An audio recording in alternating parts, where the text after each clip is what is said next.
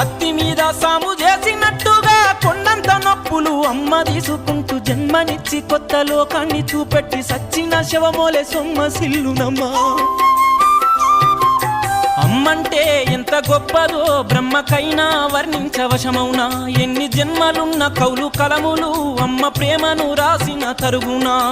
పొద్దు పొద్దున లేచి నీ నామములు తలిచి నిన్ను పూజించిన నీ రుణము తీరునా అమ్మా కమ్మనైనా అమ్మ పాట వింటే ఎంత